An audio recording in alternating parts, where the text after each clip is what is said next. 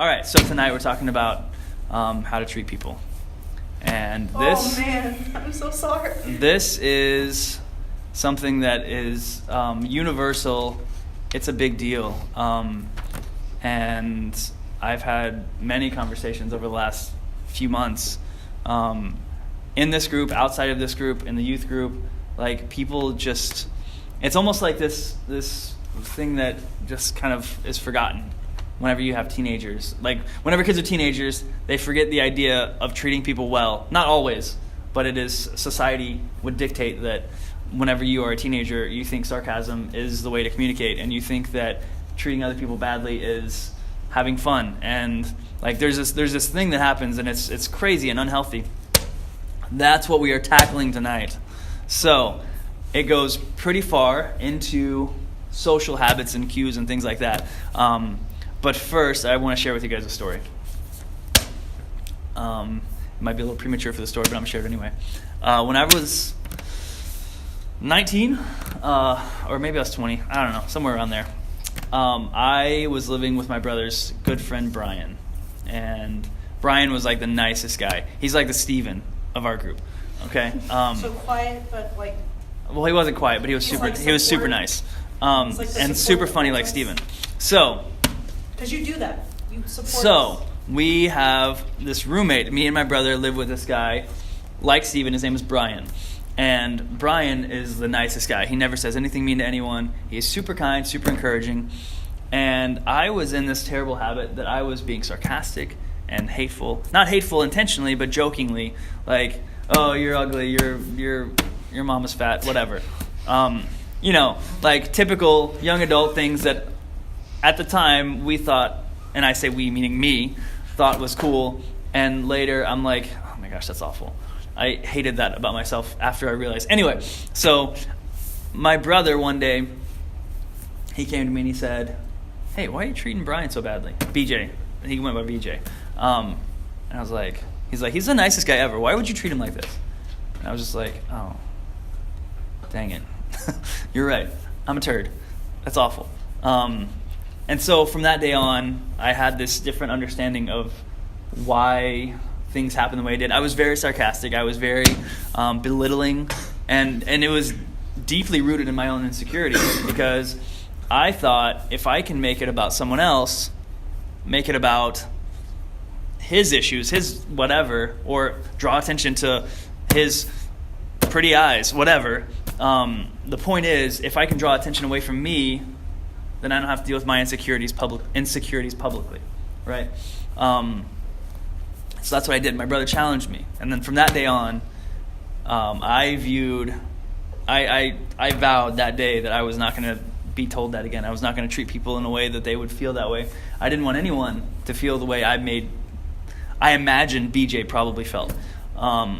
So anyway, that is what we're talking about today, and this is my challenge to you guys, and we'll get more into that, but this whole thing is wrapped up in treating other people well, to communicate kindly, to treat people with respect and goodness, and like to see the best in people.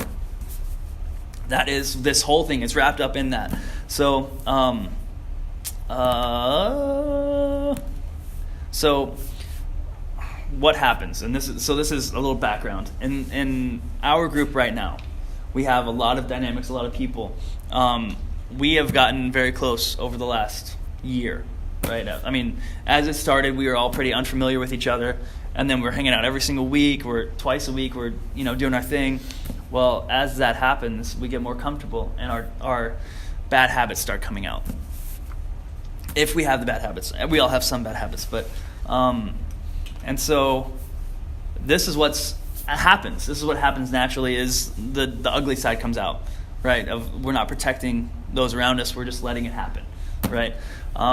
And that's like last night specifically, and I'm not calling anyone out specifically, but last night I was like, I was sitting back there and I heard a few times where people were just not nasty necessarily, but just like a little abrupt and a little like borderline hostile. And I was just like, what is going on? And so I don't think it was ever someone intentionally being like, Cole, you're ugly because this and that, whatever. No, it's like, oh, Cole, your hair, I wish it was a little bit better, or something, like little backhanded, like, And I say it to you because obviously you're super handsome and your hair is amazing. So just so you know, I would never pick on you about anything real. So anyway, it was things like that, like oh, I wish your ears were a little smaller, or something that was just like where'd that come from? Like, what's going on? Like, this is unnecessary communication altogether, right? So for this, I just wanted, number one, we can't be treating each other that way. Like, and like I said, I'm not calling out anyone specifically, but I want to make sure that we're all being conscious of how we're treating each other. In the Bible, I wanted to go into John 13. If you guys have your Bible, you're welcome to get it out. I can just paraphrase most of the chapter. But this scripture is very familiar to everyone, but I want to give you background, because the background, as I was reading it, it was interesting to me. So we are at the Last Supper, okay, in John 13. And Jesus is talking to the disciples. They're having a conversation. And in this text, so this is a Jewish Bible, right? The complete Jewish Bible. In this version, of course, other versions will be slightly different, of course. But in this version, it talks about the conversation where I think it was Peter asked Jesus who was going to betray him, because Jesus said, "Someone in this room will betray me," and Peter's like, "Hey, who's going to betray you?"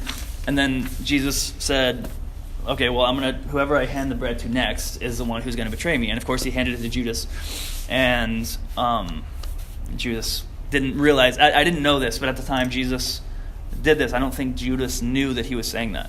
But it's really interesting. I'm going to read this because it probably isn't relevant, but it was just like, what?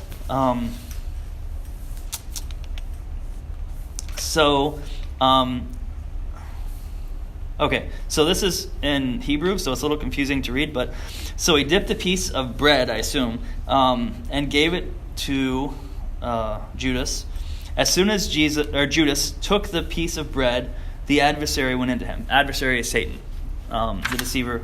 And so the second that Jesus handed the bread to Judas, the adversary went in him. I don't know. Maybe that's not relevant to the conversation, but I was just like, whoa, that's crazy. Like, oh my gosh. Anyway, from then, Jesus said, what are you doing? What you are doing, do quickly. He was saying to Judas, what you're about to do, go and do it now. So the other disciples didn't realize what was happening because... I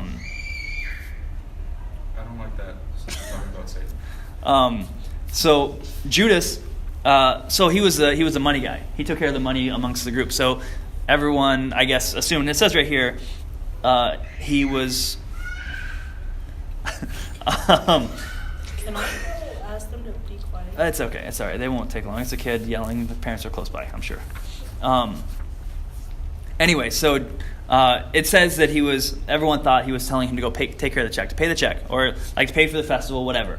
But then as soon as he left, the conversation happened where Jesus gives the disciples this command.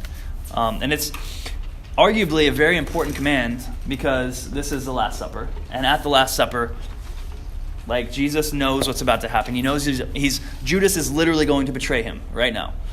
And Jesus is like, I know what's happening. My end is coming. But here's one more thing I need to tell you. Here's one more instruction I have for you. It says in verse 34, I am giving you a new command that you keep on loving each other. In the same way that I have loved you, you are also to keep on loving each other. Everyone will know that you are my disciples by the fact that you have love for each other. And that is the scripture. That is the idea, like how we treat each other, the love that we show each other. And the reason I wanted to read the whole thing is because of the context. Jesus was telling this group, okay, so pretend we're the disciples, or you're the disciples, I'm Jesus, and Judas was sitting here, okay, and I just said, you come over and you say, what do you say? What do you say? Yeah, like what do you say? What do you say? You're Peter. What do you say? He said, who's going to betray? There it is. And I'm like, the person who I give the bread to. And he's like, oh, here's some bread, and then hands it to Judas. And you're like, right? You've got to be surprised at this point. He's the only guy that heard it? He was, because he I whispered. thought you said it to everybody else. No, he whispered it, and then imagine what happens next, right? We're in this group, and then hand the bread to him, and he's like it says the adversary was in him immediately, and Jesus was like, okay, go pay the bill. And that's not what he meant, but that's what everyone received. And while he was over here talking, can you imagine what Peter was doing? He's probably like, I'm gonna. That was him. Oh my gosh, that's him. Right? Yeah, he was probably Right. telling all the disciples, correct? Huh? He was telling all the disciples. I would imagine, I mean, it's not clear in the Either that text. or, like, he was like, oh my God. But he was probably freaked out, Mind's blown. and can you imagine, like, okay, so the way it's worded is that two people were having a conversation, and this other disciple, I don't remember who it was, but he's like, hey, you're his favorite, ask him. Yeah. And then Peter says to Jesus, and then Jesus responds, the person who I give the bread to next. And so I'd imagine at least two people know what's happening, right? From there, context might fill the room, right? You would assume context would be the next thing, like, what's happening? And everyone's like, oh, he's going to betray Jesus, right? That's saying what. it that casually. Right. They're like, oh, it's totally Judas. That guy's crazy. Anyway, so I'm probably like read the room. Like they're all they're all probably like tripping. Like they're like, so he's betraying. What does that mean? Like betrays how? He's freaking, Right. What? So this is what's happening in the room when Jesus gives this command. Everyone is familiar with the tense situation, right? Judas just left. He's going to betray Jesus. Everyone by this time is probably at least somewhat aware what he's doing and what's happening. And Jesus' command to his disciples was love one another. It wasn't preach the gospel. It wasn't go and make disciples of all nations. He said, love one another. This is my command to you. As I have loved you, you love one another.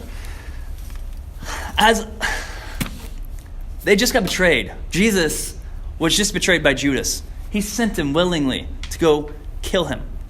And his answer is, love each other. The way I love you, the way I love him, the way we love each other the same way I love you, right?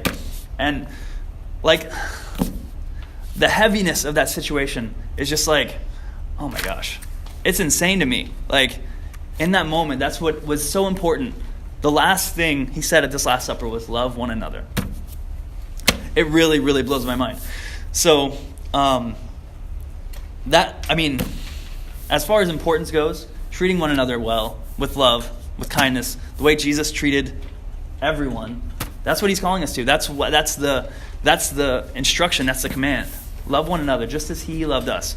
And so I'm going to just skip all the way through this to the very end. Everyone knows 1 Corinthians 13, right? Yeah, boy. The love chapter. So the question, okay, I'll go through it. The question is, how do we love one another? Right? Jesus loved one. Okay, great. Yeah, I can try to be perfect, but practically, what does that look like? Okay? So here is 1 Corinthians 13, and the whole chapter is just Paul explaining to the Corinthians what love is and how you see love and things like that. So I'm going to go through the most popular version, or the set of them. It says, 1 Corinthians 13:3, I may give away everything I own. I may even hand over my body to be burned. But if I lack love, I gain nothing. Love is patient. Love is kind. It's not jealous nor boastful, not proud, rude, or selfish, not easily angered, and it keeps no record of wrongs. Love does not gloat over other people's sins, but it takes delight in the truth. Love always bears up, always trusts, always hopes, always endures. Love never ends, but prophecies will pass, tongues will cease, knowledge will pass. For our knowledge is partial, and our prophecy partial. But when the perfect comes, the partial will pass. It goes on a little bit further. But the last verse, it says, but for now, 3 things last: truth, hope, and love. Faith, hope, and love is more commonly what we have. The greatest of these is love. And then the final verse is pursue love. So Jesus' instructions was to treat each other with love. Love one another as he loves one another. And so this is heavy because I could look on this list. I'm not often patient. I'm not always kind. Jealous, boastful, proud, rude, selfish, easily angered, keeps no record of wrongs. All these things tell us what love looks like. And and what the absence of love looks like, right? If I'm being rude, am I being loving? Am I showing love? No. So this is whenever I recognized what this means, I was very quick to put this on my wall. Like, this is what I need to be meditating on. Like, this is how I need to be treating people. I need to be patient. I need to be kind. I need to be not jealous, not envious, not boastful. So this is my challenge. And every interaction, home, work, family, college group, whatever, show the love that Christ called us to as he was being betrayed. Like, as his life, the steps towards his demise are happening, he's encouraging us to love. The way he loves, the way he loved. Okay? It's pretty heavy. It's a lot of work. I remember whenever my brother said that to me, that's when I started changing the way I talk to people, right? I didn't say anything funny for probably 3 weeks. Honestly. That sounds funny because it's just like, well, why? Because everything I was wanting to say was not being kind. I was trying to be funny, but I wasn't doing it in a kind way. And so things were weird for a little while because I was like, I'm not going to be that person anymore. So instead of what I want to say that's going to be really funny, I need to shut my mouth, not say anything. Wait till something positive and uplifting comes in my heart, and then I'll share that, right? So that's my encouragement to you guys. It's not easy, but it is worth it. And you will see the results in your life. I promise you that. I absolutely have. How many of you, well, that seems self-serving, but the question is not to be self-serving. It's to recognize the fruits of what I've put into how I treat people. But have you guys felt uplifted, felt love from me? I mean, I aim to do that for each of you. So I hope you have. But that's when this happened, that moment, when that breaking point in my life happened, this is what I saw. I don't want people to look at me and say, oh, why did he say that? Why would he speak to me like that? I wanted people to look at me and say, he loves me. He cares about me. He shows me all the time. So that is my desire, my want, my please do for yourselves, for the people around you, for your families, all of it. So it's really short tonight. It's really heavy. But it's very important. And the simpler the better with important things, you know? So any thoughts, anything you guys want to bring up, discuss, whatever? Oh, actually, I do want to talk about one more thing. Sorry. Sarcasm is rarely talked about in the Bible. It's kind of a term that wasn't around back then. But in essence, now I'm not calling anyone out specifically, but whenever I was called out, I was very sarcastic. I was very rude in that way. That was my thing. So I'm very familiar with that. So sarcasm is the most obnoxious thing. And I don't, like I said, I'm not calling anyone out here. But if you want to be genuine, be genuine. If you want to hurt someone. Don't try to do both at the same time. That's so obnoxious that, like, why would someone need to read into what you're saying to them? Say what you mean, or don't say anything. I'm sorry, I'm not meaning to look at you, Cole. I'm just so handsome. Should be looking at you. But sarcasm is like the most insane form of communication, and the reason is that everything you say is wrapped in a lie, and like. Thinking about how to be sarcastic, like, I don't know, like, oh, nice hair, Cole, whatever, like, I already used that one, but, you know, like something that seems nice, but it's wrapped in a lie. Like, what I mean is not nice hair. What I mean is, come on, man, get it together, right? Like, so the idea is, sarcasm is in itself a lie, and it's destructive, and so, stop it. Like, my marriage counselor, premarital counselor, sorry, every time I say that, I want to make sure I clarify. Premarital counselor. The point I was getting to, he was talking about sarcasm and how incredibly destructive it is, because sure, it seems funny and it makes you feel like you're witty and clever, but is that what we value above all? It shouldn't be. So, yes, You can be funny. You can be clever. You can be witty. You can be sarcastic if you want. But what you'll see is that people will not respond the way you want them to. You'll see the destruction starting. And that's not good. We don't want that. We definitely don't want that, especially not in this group. And I don't think anyone's especially sarcastic. But it's an easy train to go on. And it's hard to get off of. So anyway, that's all.